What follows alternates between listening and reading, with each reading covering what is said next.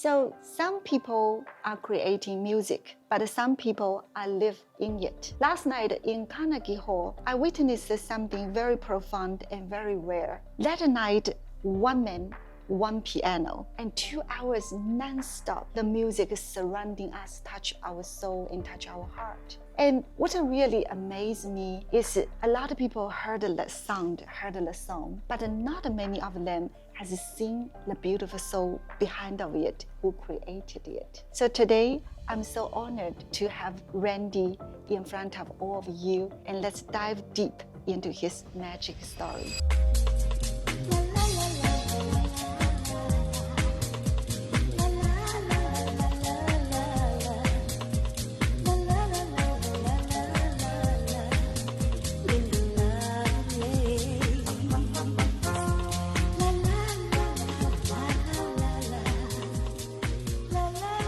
My name is Sisi Hollywood. A lot of people call me Sisi Hollywood. I think it's because somehow I always find myself on the red carpet. So Randy, thank you to have me here, and I'm so honored to bring your story to the world audience. Well, I'm glad to do it, and thank you for that nice introduction. You know, Randy, Chinese has a saying. It said, 台上1分钟。台下10年功, which just means 1 minute you spend on the stage. It takes about 10 years practice behind the scene. So last night, that 2 hours of that performance, it was so powerful. And I cannot imagine that how many hours of the work you put behind to put that performance. Yeah, it's really, last night, that music, that's a lifetime of work.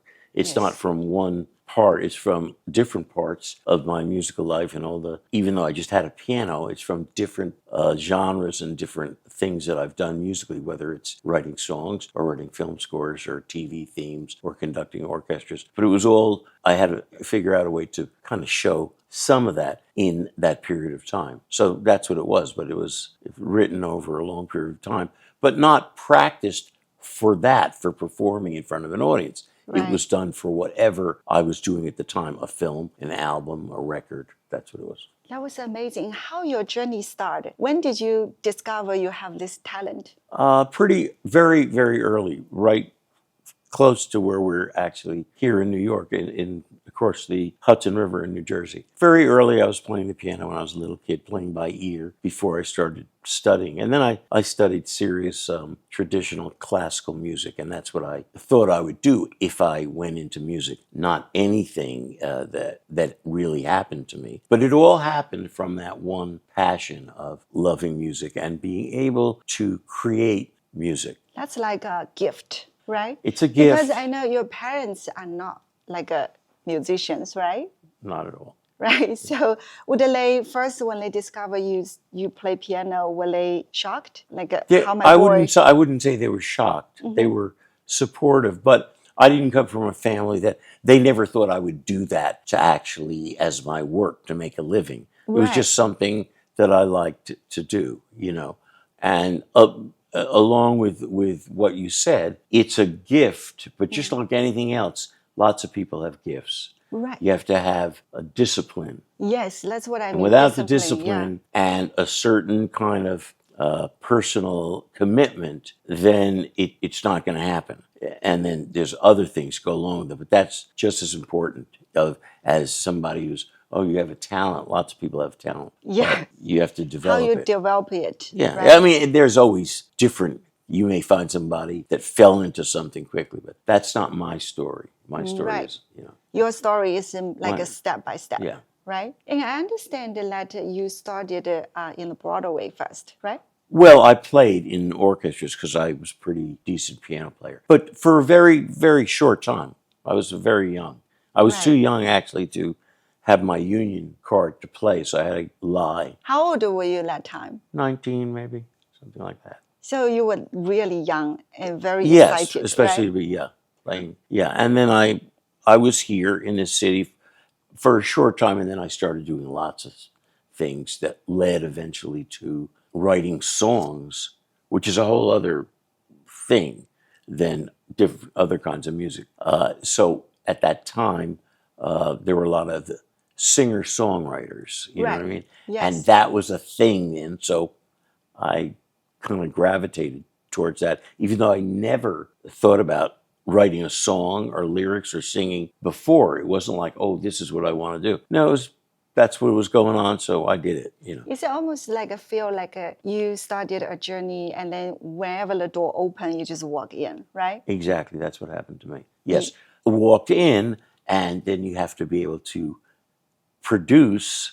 Right. And that's the story. That's a constant story. And it's not like you walk in and you produce the first time and then you're set. No, it doesn't work like that.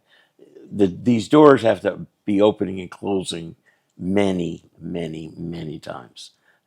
For you to then get on a certain level that you say, now I can go out and play Carnegie Hall, Yeah. years later. Were you ever imagined one day, the whole world of people is applauding you and, think you're a legend? Have you ever thought about it? I didn't really, because I wasn't thinking about, I was basically thinking about and had a passion for writing music, writing songs, Right. writing scores. And that's where I put my focus, not about an audience responding especially to me at all. So you don't really think you're a performer? Absolutely not, no. Right. No. And that's why then, in order to do what I did last night, and you have to do it a lot, because it's a little, as you say, being a performer, Yeah. like I have to speak. Yes. I can play, I can sing the songs, then you have to, so that kind of thing evolves after doing it for a while. And I don't do it as constantly as people who are performers. So that just makes it more special Very each time special, I do it. because it just feels so genuine. Because a lot of times when you go to watch a concert, you always have those kind of fancy stage, right? And you have all those fancy costume, right? And then you need to have a lot of people surrounding you, it just feels more like a show business. Right. But last night I felt it so different, and all the audience felt it too. It's just basically your energy spread out. There's nothing else happening. Right. And you know what really touches people? Like last night I asked all those audience, what touches them most is it feels like you are so welcome them into your life. It's almost like you open your living room door and you say, welcome in. Everybody walked in, Right. and you just show them the piece by piece of your life. Right. Well, that's very beautiful. And one of the reasons that I can do that is when I started writing songs, my songs, even though lots of people over the years have recorded my songs, Yes. I don't write songs. I've never written a song. I write them for myself, but that sounds egotistical. It's not that I write them for myself to sing. Whatever I'm writing about, it's from a personal experience. And I think that comes across. And it's almost like I'm having an experience with the audience, but it comes from the songs themselves being written as very personal statements of things that I've been through. Right. Whether it's about a girl or about my grandfather or about some place I went, that keeps that personal thing going and makes it seem that maybe I am performing for somebody in the first row. Because But I'm not. I'm just there. People connected to your story. And because of, especially now, with all the technology and whatever there is. So right now, Randy, everybody think you're a legend, you are so successful, you are so well known, and you wrote so many music that touch people's lives. Does successful means different to you right now than when you just started?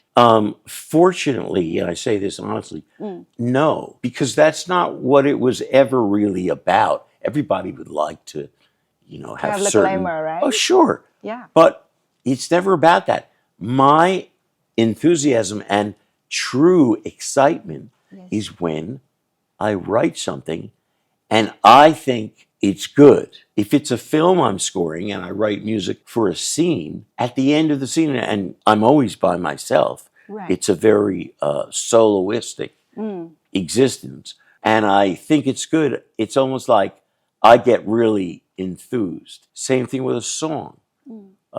which is a completely different craft, songwriting, than film scoring.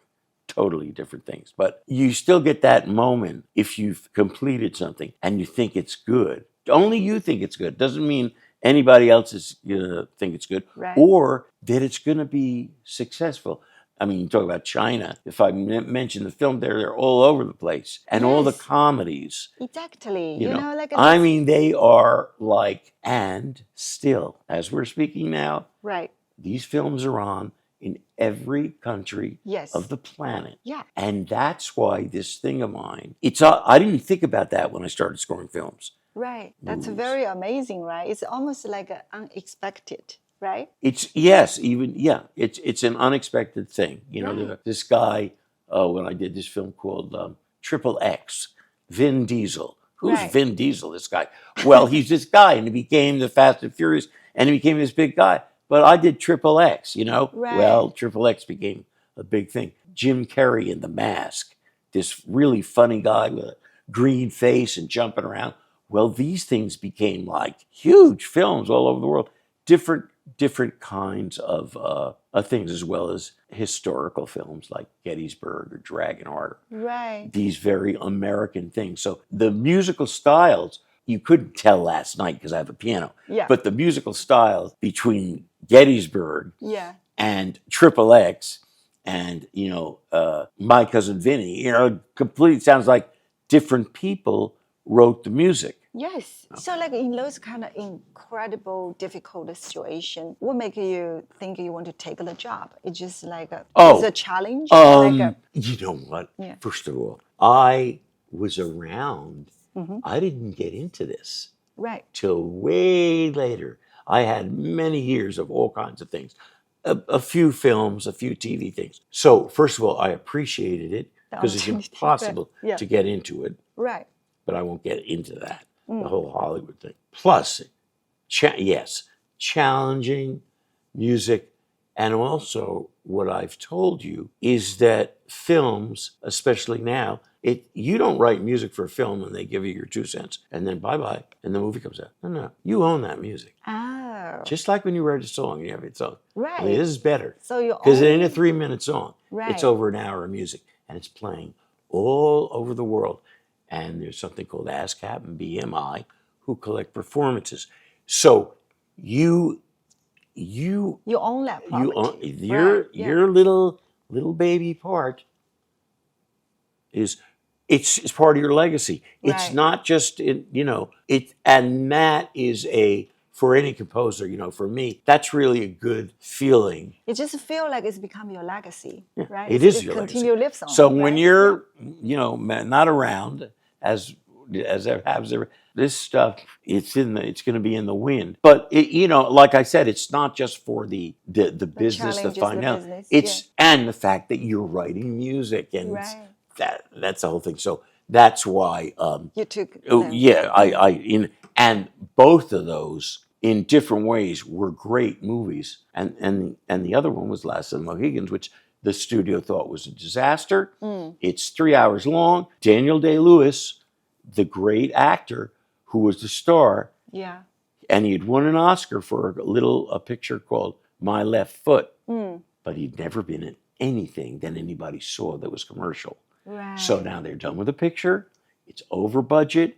It's a mess. It's too long. It's historical, starring a guy that nobody's seen in a commercial, even though Daniel Day-Lewis. Yeah, but so a nightmare, disaster. Right. It's just not a bad That was a stuff. disaster, Right. but it wasn't. So what do you think about the success right now? What does success means to you right now? Success is You do what doing you do. what you want to do. And- Being able to, right. Well, success is success in business, or success basically to me is always being able to do what you do want what to do. you love to do. You want to do something, you do. You want to go somewhere, you want to do something, you do. You don't want to do something. Freedom. Now, Right. exactly. Yeah, I mean, You have the so freedom now. do I have to be here? No, of course not. Right. But that's a little different thing, and it's challenging. And like you said, come out there. How do you remember all the? Yeah, that's Yes. part of the thing. Yes. If I had 15 people around me, Right. and I had things and a conductor that wouldn't be the same. This way, I put my ass on the line. You saw it last night. Yes. I didn't do it. It doesn't come off like that, but it is. Because Believe people me. look at it so effortless. It's like It's so supposed to look, effortless. and I'm going to tell you something. Right. Now, and people say this, they see me play, Yeah. and I'm a pretty good pianist. Guess what? When I do this, months before, my friend here, if she's around, she knows I. And what kept you keep it going? Because it's been like decades, you just. Let's say, first of all, it's the only thing I can do. I mean, music. I can't do anything else. But it's the thing I love to do. I was fortunate, just like you. I had something since I was forever that I had a passion for, which was music. Right. I didn't know where it was going to go. And I was able to turn it into my work. So have you ever gone through like a lot of people always say like a starving artist, right? So have you ever gone through a lot of phases of your life? Well, here's the thing. Right. No, I did it at the beginning, Right. but I told at the beginning I was a kid. So if you could say you were a starving artist at the age of 18 or 19, no, you're not talking about that. Everybody's a starving. Oh, of course. No, Yeah. When you I started, could tell it you was a about the kid. beginning. Yeah. But, however, I must tell you, and then I found out now, Yeah. looking back, it's good. I've been through many ups and downs, Right. all through this after I was successful. So it's People not or like my wife always says, why are you still, you're up on a hill fighting? You already won a long time ago. No, because, and that's I believe, unfortunately, if you're in this, it's a good thing to be like that. So you don't rest on your laurels. You don't rest on your past successes. Yeah. And in that way, you get to grow. You know what? That's very true, Randy. I feel like we're living in a very divided and very violent world right now. But good thing is the music still heals people, right? Especially like last night, the music, I told my friend from China, she doesn't really listen to those music that much. But she told me that she said, listen to your music almost like a healing. She feel like it's like it just feel her heart has become softer, become warmer. And I feel like that is the miracle of music. It's able to connect the people from all over the world, even though they might don't even speak the same language. Oh yeah, right? Music is it's everybody's language. So what do you see about nowadays? You talk about the technology, right? Like so many AI, like people say, oh, AI can write a song right now and actually get a hit to listen. What do you think? Well, here's the thing. Yeah. Nobody is going to stand in the way of technology, okay? Right. It's going to happen. But no one's going to replace a melody, the right melody at the right time with the right dialogue spoken by the right actress. The technology, as far as sound-wise, can enhance something, but the original intent and pacing and style is still going to be done, in most cases, by a human. And as far as in my case, it's not going to replace me, so I'll try to use it, which is the most intelligent way of going about it. You're not going to fight it, but you're going to use it to make your job, especially in film scoring, easier, which it does. That's beautiful. And a lot of audience, they are wondering, how you and Jackie has such long, blessed marriage. It's pretty rare in Hollywood, especially in the film and the business. What's the secret? Oh, the secret is, everyone always says, a sense of humor. But we are very compatible. We get along. Yes. And so funny, look out the window. Look down there. You'll see a place called the Plaza Hotel. And that's where Jackie saw me at the age of about 19, conducting an orchestra. And she was at a place called the Copa that was a big club at the time. Right. And she came in, dragged in to see a show, and saw a good-sized orchestra and this guy in a white tuxedo conducting the orchestra. That's you, right? That was me. Wow. No idea how old I was. Figured I was 30 and conducting an orchestra in a white tuxedo. Right. And next day, her agent called because she needed somebody to conduct her. Never called back. Never called her back. You didn't? No. Why? That was like That's how the story. Again, it goes back to your parents. Right. Now it's 3 months later after that. Because at that time, and what she saw me doing was my first conducting job. Okay? Okay. First. Right. and only. First and But only, okay. that's when I told you the singer-songwriter thing. And at the time, whole other story, all I wanted to do was be Elton John. You know what I mean? Right. James Taylor. Right. Because, and I was into it. Yeah. And I was into these songs I had written. Mm. So I wanted to do that album, which I did, which is how I got a record deal. Who knows how. And then it was my father, who was a CPA, an accountant, at his, not a computer, adding machine, watching a television show a few months after that. And I go home bringing my laundry in a pillowcase to my mother in New Jersey, which used to drive them crazy. Like, what's this kid going to do? Yeah. He didn't do like we told him. Right. He didn't go to medical school. Yes. And who comes on the television? Jackie. And I say to my father, just at the time that I walk in with the pillowcase, with my father like mad at me for that. Remember I told you about that well-known singer who blah, blah, had called me up and he said, well, what? Well, I said, well, I didn't. And he said, did you do that record or something? I said, yeah, I finished it. He said, you call her back. How much was so-and-so paying you? $400 a week. Ask her for $600. This is my father. That's how Jackie and I got together. And also, last question, what's your advice for those musicians who are still chasing their dreams? Same thing. First of all, follow your passion. Sounds like just a cliche, but it's not. And work hard at what it is. If you're a trombone player, if you're a piano player, you better be great at that and study all, I'm musicians, music theory, arranging, get everything you can together. Because if you're fortunate enough out of somewhere to get an opportunity, you need to be ready. You need to be ready. There's no magic formula like, okay, go to music school and go to New York or California and get an agent. No. Get good at what you do and try to be around creative people. Because the guy who's making a little video tomorrow may need something, or a student film that you can do, and he turns out to be really talented. And then he's going to go here and want to bring you with him. But unless you met him, how good they are at each thing they do, whether it's acting or writing or directing or composing, they can get up after having things that didn't work out the way they wanted them to. Absolutely. You just have an open heart to accept it, continue to adapt it. That's why yes, you said Thank you so much. This is You're so welcome. beautiful. Great I'm so to be honored here. to have you. Okay. Thank you.